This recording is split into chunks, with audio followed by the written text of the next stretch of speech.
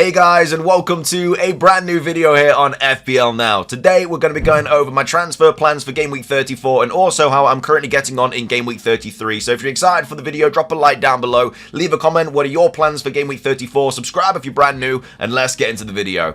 So, starting things off, I'm having a very good Game Week 33. I've still got 2 players left to play. I'm currently on 54 points, but I'm actually getting 7 points off the bench as well. So I'm technically on 61. My current rank, or my live rank, is 4K. Obviously on the FPL website it's 4.7, but I've not got the 7 points from Solanke yet. So I'm currently on 61 points, around 4,000 in the world. So not a bad green arrow at all from 8K to 4K, with 2 players left to play as well. But yeah, 54 points as of right now. So obviously I had to make my 2 free transfers going into Game Week 33 because I have activated my free hit in Game Week 34, so I didn't want to lose any transfers. So I decided to make 2 transfers this week, and it was kind of all over the place really because of the early team leaks. It kind of made a lot of people decide to bring in Foden. I was one of those people, and then Foden obviously got benched. So in hindsight, it's actually worked out better for me because I'm getting Solanke off the bench with 7 points, and obviously I would have had Saka, but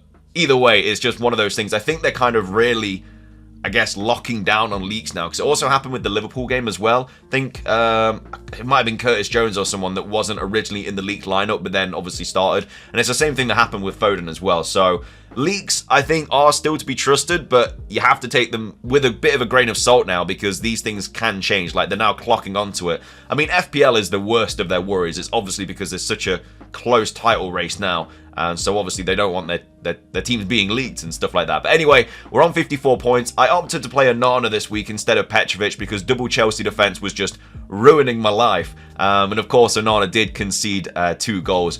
I kind of like Bournemouth had a penalty shout at the very end of the game. I think it was the correct decision. I haven't seen it back, but apparently it's just out the box. But I really wish that was a penalty because either way, I would have got points from it. If Solanke had scored, then I would have got points off the bench for Solanke. But if Onana saved the penalty, then I would have got more points from that as well. So, unless obviously Solanke just skies it, that would have been the worst case scenario. But yeah, I was really hoping that penalty stood and I would have got some more points from it. But it didn't, so yeah, Onana finished on 2 points. Bradley has been an absolutely woeful transfer for me. The worst transfer potentially that I've done this season.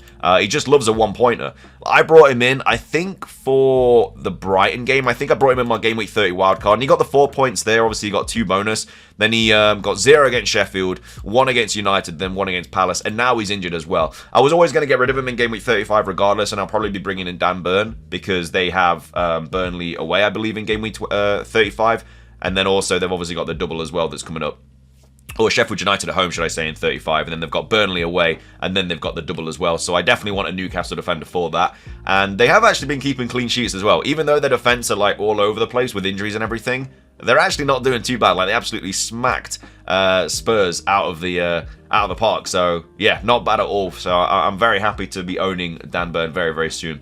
So yeah, Bradley, obviously 1-pointer. Gvardiol was one of my transfers this week. I decided to take out Lascelles. I brought in Gvardiol because of the leak. So the leak kind of like, it really helped me out this week in the sense that even though I did bring Foden in, he got benched, so I got the Solanke points. And then I brought Gvardiol on as well for Lascelles. So I think I've got about 0.7 mil left in the bank. I can't really check right now because obviously I've activated my free hit. But yeah, massive 12-pointer from Gvardiol. If they kept a clean sheet, he would have been on for a monster haul because he would have got an extra 4 points from the clean sheet, so it would have been on 16. Probably would have got 3 bonus as well, so he would have got about a 19-pointer. Obviously, I cannot complain at all because 12 points on my transfer in this week. I'm absolutely over the moon with that. A goal and an assist. I couldn't believe how good that was, and it's massive as well because he's not even highly owned. A lot of people went Diaz, a lot of people went Rico Lewis as well because of the early team leagues. But yeah, Gvardiol, a massive transfer for me this week. And I've still got Gusto yet to play. I still haven't had a clean sheet yet since Game Week 28, I think. So we're still hoping for that. Maybe Gusto gets me one tonight, but I've still not had a clean sheet since Game Week 28, which is just kind of mind-boggling, really, how I've gone that long without a clean sheet. But either way, that's the back line, so not bad at all. Obviously, Onana and Bradley could have done better, but yeah, Gvardiol 12 points are really helping out. So hopefully Gusto can get something. In midfield, Son got a 1-pointer. Now, Son has been a little bit worrisome lately because he's not really been doing that well, and he's I mean, Spurs haven't really been doing that well. I know that they've got a double coming up, but I honestly don't even know what extra Spurs player I would want, because I don't really want to go for the defense. I've already got Udogie, so I don't need to really bring in a double Spurs defender. And then with the midfielders, like, I'm not going to get rid of Foden now. I'm not going to get rid of Palmer because he's obviously doubling. Salah I don't want to get rid of. And then Garnacho has Burnley at home, but then also doubles in 37. So it doesn't really make sense to get rid of him either. So I don't really know what to do with the kind of final Spurs player. I might just go in with 5 doublers, having 2 Spurs and 3 Chelsea. And then maybe bring in another Spurs player around game week 37, because obviously they've got a nice double. I mean, they've got an okay double, and then obviously they've got a really good fixture at the end of the season. So maybe I think about that then. But yeah, we'll have to wait and see. But either way, he came off before 60, so yeah, only picked up 1 point. Foden obviously didn't play. He was my transfer in this week for Saka. I did have 2 free transfers. I didn't take a hit this week. It actually worked out incredibly well, because obviously Saka didn't do anything and Villa scored 2. So every single week, Arsenal have been punishing me so much and ruining my rank. But this week, it actually went incredibly well. Gabriel getting 0 points because he picked up a yellow. Saliba picking up 1 point. Saka picking up 2. It generally couldn't have gone better. And now I'm kind of like out the woods a little bit with it as well, because obviously I'm going to have triple Arsenal on my free hit 34. And then around game week 35, a lot of people are going to be transferring out their Arsenal players, because they're going to be wanting to bring in Spurs players, Chelsea players, players for double 37. So I think we're out the woods now for those Arsenal clean sheets. And it's just finally nice to not have to worry about that every single week. But either way, yeah, Foden, obviously 0 points. But I'm getting Solanke off the bench, which was a 7-pointer. So I've got really lucky this week with that, obviously. I mean, you know, all in all, maybe if Foden started that Luton game, he would have got something more than Solanke's 7-pointer. You can't really say.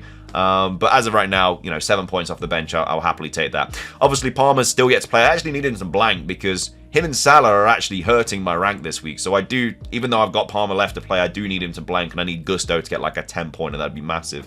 But yeah, Salah picking up 2 points as well. Just didn't really look in it in that Palace game at all. So yeah, it's going to be a question mark over who to captain this week. Obviously, Saka's an option, Salah's an option, but yeah, Liverpool just look a little bit off the gas, really. They just obviously lost 3-0 to Atlanta, and then they've just lost at home as well to Palace, so yeah, a bit weird. And then Garnacho picking up the 4 points, getting that assist, and then also came off at half-time. I'm a little bit worried about Garnacho, because I saw that he'd liked some like posts and stuff about Ten Hag that were like in bad taste, so if he's going to lose his spot, then maybe it's time to bring Gordon in, because I think for 37, I'll probably get rid of Salah for like Bruno Fernandes, maybe. And then with those extra funds, maybe for Garnacho, I upgrade him to Gordon.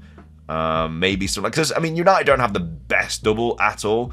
They've just got a nice run up to the double. So hopefully, you know, we'll see what happens in the Sheffield United at home fixture. Hopefully Garnacho starts that. If he doesn't, then obviously it's a little bit more worrying, and I'll have to think about getting rid of him. But I mean, Ten Hag should probably be getting sacked soon regardless. I mean, he's just absolutely just abysmal this season. But either way, that's the midfield. And then up top, my strikers are really bringing home the gold. Isak with a massive 12-pointer. Could have had more as well. But yeah, really happy with him. He's been so good for me lately. He really has. I brought him in on my Game Week 30 wildcard, where he got a 15-pointer, got 8 points against Everton. Obviously nothing against Fulham, but then 12 points against Spurs. So yeah, I really can't complain. And then I've got him for Sheffield United at home in 35, and then Burnley away in 36, and then obviously doubles in 37. So he's just going to be a hold now for the remainder of my season. I don't really need to get rid of him at all. I just absolutely love having him in my team, really. And then obviously Haaland captaincy, 20 points. Yeah, didn't really play too well. Obviously got the penalty. The assist, I mean, he literally it was going out for a throw-in. So very lucky assist there. But either way, yeah, 54 points. And then obviously on my bench, got Petrovic, still yet to play. And then obviously Solanke, 7-pointer, who's coming off my bench for Foden, and then Van Heck. If Gusto don't play for whatever reason, then I've got Van Heck coming off the bench, which is, you know, only a 2-pointer. But I really hope that Gusto plays tonight. He should play. The only reason he missed the Sheffield game was because of illness, so he should be fine.